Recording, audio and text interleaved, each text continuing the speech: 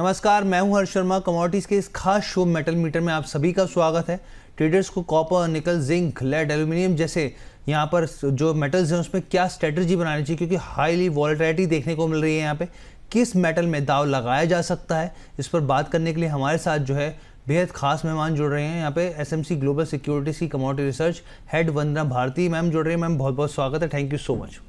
नमस्कार हर्षी, आपको और दर्शकों दोनों लोग सबको जी वंदना मैम, सबसे पहला मेरा सवाल आपसे कॉपर पे ही रहेगा। यहाँ पे आप कैसे देख रहे हैं यहाँ पे आउटलुक, और जिस तरीके से तमाम मेटल पैक में वॉलेटिलिटी देखने को मिल रही है, आपका क्या नज़रिया, आगे क्या स्थिति दिख रही है?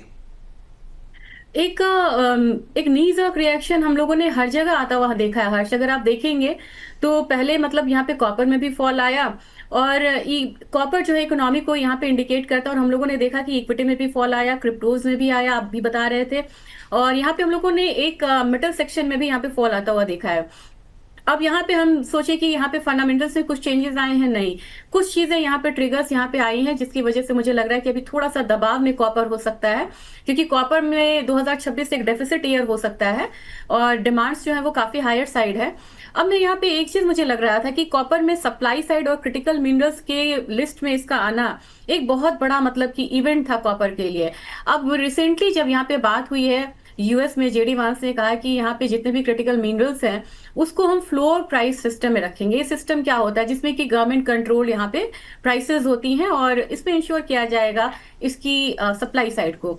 वहां से हम लोगों ने देखा कि जितने भी अपने मेटल्स हैं, चाहे वो निकल हो, एल्यूमिनियम हो, जिंक हो, वहां से एक हम लोगों ने करेक्शन आता हुआ देखा, और एक मार्जिन पढ़ने पे भी हम लोगों ने करेक्शन आता हुआ देखा। गोल्ड सिल्वर जितना नहीं, लेकिन मुझे लग रहा है कि यहाँ पे भी एक करेक्शन फेज में हम यहाँ पे हैं, और इसमें मुझे लग रहा है कि अभी प्राइसेस थोड़ा सा फिलहाल के लिए एक डाउनसाइड मतलब शॉर्ट टर्म में रहेगा। 11-18 तक मुझे प्राइसेस नीचे की तरफ लग रहा है। लेकिन अगर आप कहेंगे कि आज के दिन में या शॉर्ट टर्म में यहाँ पे क्या लग रहा है, वहां पे मुझे लग रहा है कि थोड़ी सी यहाँ पे जो बाइंग है वो कंटिन्यू हो सकती है। और जो बाइंग की बात की जाए तो मुझे लग रहा है कि लेवल स्पेस्ड यहाँ पे जो भी ट्रेड है वो करना चाहिए। मुझे लग रहा है कि 1235 के करीब यहाँ पे एक्यूमुलेट कर सकते हैं। 1280 तक मुझे लग रहा है कि प्राइसेस एक रेजिस्टेंस है, वहां तक जा सकता है। लेकिन यहाँ पे बिल्कुल अपना एग्जिट क्लियर रखिए कि कहाँ पे अगर रिवर्स होती है ट्रेड तो एग्जिट होना है। ये लेवल है आपका 1210 के करीब का। ठीक है, तो यहाँ पर मैम ने कॉपर पे देखिए, यहाँ पे जो पिक अपनी शेयर करी है, यहाँ पे खरीदारी की सलाह है यहाँ पर, और 1280 के टारगेट दिए जा रहे हैं। स्टॉप लॉस जो है यहाँ पे 1210 का है, और किस भाव पे खरीदारी करनी है आपको, 1235 के भाव पर। तो इस चीज़ का आप ज़रूर ध्यान रखिए यहाँ पर मैम। लेकिन बहुत लगातार जिस तरह की चर्चा चलती आ रही थी, भाई ठीक है गोल्ड सिल्वर के बाद आप कॉपर पे देख सकते हैं, लेकिन पिछले कुछ दिनों में जो ये पिटाई हुई है, क्या अब हम लोगों को जो निवेशक हैं, जो ट्रेडर्स हैं, क्या उनको अपने थोड़े से जो सेंटीमेंट्स है वो कंजर्वेटिव कर लेने चाहिए यहाँ पर? मुझे लगता है हर्ष की वो लेवल्स को फॉलो करें यहाँ पे, और ये ऐसी चीजें नहीं है। मैंने इस गिरावट में, ये गिरावट बड़ी खास थी और बहुत लर्निंग था यहाँ पे हर्ष। आप देखिएगा पेपर मार्केट में यहाँ पे स्पेकुलेटर्स होते हैं, वो यहाँ पे मतलब एंट्री एग्जिट फास्ट करते हैं, लेकिन जब जिनको फिजिकल की रिक्वायरमेंट है उनको इस मार्केट से मतलब नहीं है। तो अब आप देखेंगे कि क्या तीन चीजें मैं यहाँ पे बता रही हूँ, चाहे गोल्ड सिल्वर हो या कॉपर हो। क्या हमारा जो लीज रेट था वो कम हुआ है? क्या हमारा प्रीमियम कम हुआ है?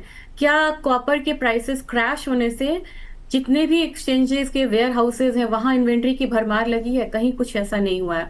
तो मुझे लग रहा है कि एक करेक्शन आएगा, और यहाँ पे जो नॉइज है पेपर मार्केट का यानी कि डेरिवेटिव मार्केट का, वो शांत होने में भी समय है।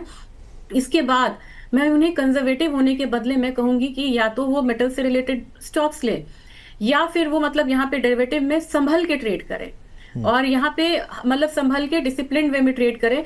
तो मैं पैनिक के बदले मैं कह रही हूँ कि आप इंतजार करिए थोड़े से और करेक्शन का, और वहां पे आप लीजिए, क्योंकि ये जितनी भी डिमांड्स यहाँ पे आ रही है हर्ष, जब तक सब्स्टिट्यूट निकल के नहीं आए और तब तक इसका बहुत ज्यादा मुझे डाउनसाइड नहीं लग रहा है। और एक चीज हर्ष में यहाँ ध्यान दिलाना चाह रही हूँ, मैंने क्रिटिकल मिनरल्स के बारे में बात की। जितना ज्यादा ट्रेड डील होगा और ट्रेड का जो टसल है, टेंशन है, वो कम होगा, उसका मतलब है कि सप्लाई साइड का स्मूथ होना। और सप्लाई साइड अगर स्मूथ होता है, एक कंट्री से दूसरी कंट्री मूवमेंट अच्छी होती है, तो यहाँ पे थोड़ा सा दबाव आता हुआ दिख सकता है कॉपर प्राइसेस पे या मेटल्स के प्राइसेस पे। अदरवाइज मुझे लग रहा है लिमिटेड फॉल है और वहां से फिर से एक वैल्यू बाइंग आएगी। मैम यहाँ पर मेरे दो सवाल हैं, बहुत अच्छे से आपने मुझे लगता है फंडामेंटल्स हमारे दर्शकों को समझाया। दो सवाल हैं, एक तो मैम एल्यूमिनियम के ऊपर आपका नज़रिया क्या है, दूसरी चीज़ मैम मैं देख रहा था कि चीन में जो है ना वो लिक्विडिटी बहुत बढ़ती हुई दिख रही है ma'am. Liquidity in the sense कि जो मनी फ्लो है यहाँ पर साफ तौर पे इजी मनी जो है वो बढ़ता हुआ दिख रहा है। अब वो पैसा जा कहाँ रहा है, वो मेटल्स में जा रहा है मैम, जो रिसर्च मैं पढ़ रहा था, चीज़ें पढ़ रहा था। और लेकिन जबकि ज़मीन पर स्थिति क्या है कि जो फंडामेंटल्स है वहाँ पर वो ख़राब है मैम। ये किस तरीके से इम्पैक्ट डालते हुए दिखेंगे मैम। दूसरी चीज़ यहाँ पे जो मैं आपसे एल्यूमिनियम को लेकर समझना चाहता हूँ, वहाँ पर क्या व्यू है, और साथ में अपनी पिक भी आप शेयर कर दीजिए प्लीज़। जी। मुझे हर्ष एक चीज बताना है कि चाइना हमारा वर्ल्ड फैक्ट्री है जी। और चाइना का रियल एस्टेट सबसे बड़ा रियल एस्टेट होता है। हम्म। और वहां पे जैसे हम बोलते हैं कि नहीं कि नौकरी करना है, तो चाइना में बोलते हैं कि ठीक है, मतलब शादी करनी है तो पहले घर ले लो, मतलब हम्म। एक हमारे यहाँ होता है कि नौकरी कर लो, वहां हम्म। पे होती है कि घर ले लो। तो रियल हम्म। एस्टेट बहुत बड़ा फैक्टर है इमोशनली, मतलब वो अपार्ट। और वहां पे इन्होंने इतने स्टिमुलस दिए, इतना उन्होंने सबसे पहले इन्होंने इंटरेस्ट रेट कट करा था, लेकिन वहां पे वो अभी भी बहुत ज्यादा वहां पे सुधार देखने को नहीं मिला, एक फैक्टर है। दूसरे ट्रेड डेटा को मैं बोलूंगी, यहाँ पे दर्शक भी यहाँ पे वो करें, स्टडी करें। इंपोर्ट उनका मतलब एक्सपोर्ट बढ़ा है, इंपोर्ट बहुत ज्यादा नहीं बढ़ा है। यानी कि उनके यहाँ जो तैयार माल है वो जा रहा है, उनकी इकोनॉमी में बहुत ज्यादा डिमांड नहीं है। इकोनॉमी में डिमांड हम तब मानेंगे जो उन्होंने बड़े रिकॉर्ड लेवल पे इंपोर्ट भी करा और एक्सपोर्ट को कम किया, यानी कि अपनी इकोनॉमी में उनका डिमांड है। वो क्या कर रहे हैं, बना रहे हैं और बाहर बेच रहे हैं, यानी कि बाहर के देशों में डिमांड है, इतना चाइना में नहीं है। ये फैक्टर है। तो चाइना अभी भी आउट ऑफ वुड्स नहीं है, चाइना में अभी भी यहाँ पे दिक्कत है। लेकिन जितना बड़ा उनका रियल एस्टेट मार्केट है, अगर थोड़ा भी यहाँ पे इंप्रूवमेंट होती है ना, और पीएमआई थोड़ा उनका इंप्रूव हुआ है, उसका असर इस मार्केट पे आएगा। और एक तो है कि इन्वेस्टमेंट मनी भी यहाँ पे काफी ज्यादा आया है मेटल्स पे। इनफैक्ट आप अपने मेटल्स के शेयर्स को देखिए तो आपको पता चल जाएगा कि इन्वेस्टमेंट मनी कितना आया है यहाँ पे। दूसरी चीज, आप एल्यूमिनियम पे बोल रहे हैं। एल्यूमिनियम एक ऐसी कमोडिटी है जिसमें क्रूड बहुत इस्तेमाल होता है, पॉल्यूशन का बहुत बड़ा नजर रहता है बोर्ड का। चाइना में वहां पे जो प्रोडक्शन का एक लिमिट लगा हुआ है कि इतने से ज्यादा वो प्रोड्यूस नहीं कर सकते हैं। तो भले ही यहाँ पे, और एल्यूमिनियम हल्की होती है, हर चीज में यूज होती है, एयरक्राफ्ट से लेके आपको कंटेनर तक। तो मुझे लग रहा है कि एल्यूमिनियम का एक और चीज यहाँ पे दर्शकों को ध्यान में रखना होगा, 40% इनपुट हमारा एल्यूमिनियम बनने में क्रूड ऑयल का होता है। तो क्रूड ऑयल प्राइसेस बढ़ेगा तो एल्यूमिनियम ज्यादा बढ़ेगा, other as compare to other metals. Crude oil गिरेगा तो एल्यूमिनियम एक रेंज में फंस जाएगा। फिलहाल मुझे लग रहा है कि एल्यूमिनियम ने काफी अच्छी मूव एक दिखाई, बड़ी स्ट्रांग मूव आई हुई थी इस कमोडिटी में। और इसने मतलब कि आप देखें तो बिल्कुल हाईस की तरफ ये गया था। अभी एक करेक्शन मैं मानती हूँ, यहाँ पे 361 के करीब गया था एल्यूमिनियम। और मुझे लग रहा है कि एक करेक्शन अगर यहाँ पे आता है, कौन सा लेवल वो होना चाहिए, वो लेवल होना चाहिए 300 का। यहाँ से पोजिशनली लोग यहाँ पे 300 से लेके 287 वाला जोन, यहाँ से पोजिशनली घुसेंगे और वहां पे वैल्यू बाइंग करेंगे। लेकिन किसी को बिल्कुल शॉर्ट टर्म का ध्यान रखना हो तो मेरे ख्याल से यहाँ पे हम 307 के करीब एक्यूमुलेट कर सकते हैं। 314 यहाँ पे टारगेट होना चाहिए, स्टॉप लॉस यहाँ पे लगाना होगा 305 रुपए का। ठीक है, यहाँ पर देखिए मैम ने एल्यूमिनियम को लेकर बहुत अच्छे से फंडामेंटल भी समझा दी और यहाँ पे पिक भी आपको दे दी। यहाँ पर 307 के भाव पे आप खरीदारी कीजिए, किन लक्ष्यों के लिए, 314 के लिए, और स्टॉप लॉस जो है 305 के लगा के रखिए।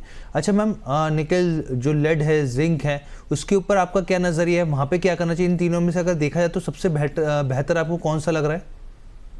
आपने मेरे से निकल, लेड और जिंक बोला। लेड एक दायरे में आ गया है हर्ष, और जैसे ही जी। लिथियम बैटरी आई ना, तो लिथियम से इसका बहुत धक्का लगा इसको। और हर्ष, ये चीज मैं बताना चाह रही हूँ, अगर इस तरीके का सब्स्टिट्यूट अगर कॉपर के लिए निकल के आए तो कॉपर के प्राइसेस गिरेंगे, नहीं तो नहीं गिरेंगे। लेड में क्या हुआ, लेड में लिथियम बैटरी आ गई तो लिथियम के प्राइसेस हायर साइड गए। और जब लिथियम बैटरी आया तो वहां पे बड़ा जल्दी जल्दी सब्स्टिट्यूट चेंज हुआ, उसके बाद क्या हो गया, सोडियम आयन आ गया, तो लिथियम के प्राइसेस भी यहाँ पे गिर गए। इस तरीके का कुछ होता है, तो आप अपडेटेड रहिए, दर्शक यहाँ पे अपडेटेड रहे, उसके अकॉर्डिंग ट्रेड करें और वो बड़ा अच्छा एग्जिट करेंगे और प्रॉफिट कमा के एग्जिट वो करेंगे। आप टेक्नोलॉजी पे और अपडेट्स पे जरूर ध्यान दीजिएगा।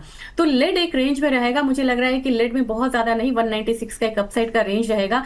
लेकिन जिंक स्ट्रॉन्ग कमोडिटी है और जिंक पे हमारे पास बहुत ज्यादा यहाँ पे स्टॉक्स नहीं है, इन्वेंट्रीज नहीं है, गैल्वनाइजेशन में यूज होता है और हमारी मार्केट में यहाँ पे इंफ्रा का भी यहाँ पे डिमांड है। तो मुझे लग रहा है कि जिंक में आप बहुत ज्यादा डाउनसाइड लेके नहीं चल सकते हैं। ये ऐसी कमोडिटी है जिसने बार बार यहाँ पे अपसाइड दिया है, तो मुझे लग रहा है कि जिंक 340 के करीब यहाँ पे आता हुआ दिख सकता है नियर फ्यूचर्स में। लेकिन डाउनसाइड भी आपको जानना चाहिए, ये 310 का हो सकता है। बिल्कुल मैम, बहुत अच्छे से आपने समझाया। बल्कि लिथियम आयरन बैटरी का जब डिस्पोज किया था तो उसमें से कोबाल्ट जो निकलता है वो भी बहुत इंपॉर्टेंट काम की चीज़ होती है यहाँ पे। तो बहुत सारी चीज़ें हैं जिसका ध्यान रख सकते हैं। Thank you so much ma'am, बहुत बहुत धन्यवाद, आपने अपना कीमती समय दिया। मैम डिस्क्लेमर प्लीज़ शेयर कर दीजिए। जी हर्ष, मेरी पर्सनल कोई ट्रेडिंग नहीं होती है, लेकिन मेरी सलाह पे एसएमसी में पोजीशंस हो सकती हैं। ठीक है, thank you so much ma'am, बहुत बहुत धन्यवाद। तो ये ओवरऑल दर्शकों को बताएं कि एनर्जी मीटर में ये खास जानकारी थी। आपको तमाम टेक्निकल से लेकर फंडामेंटल जानकारी हमने शेयर की। उम्मीद करते हैं पसंद आया होगा। फिलहाल के लिए इजाज़त दीजिए, बहुत बहुत धन्यवाद।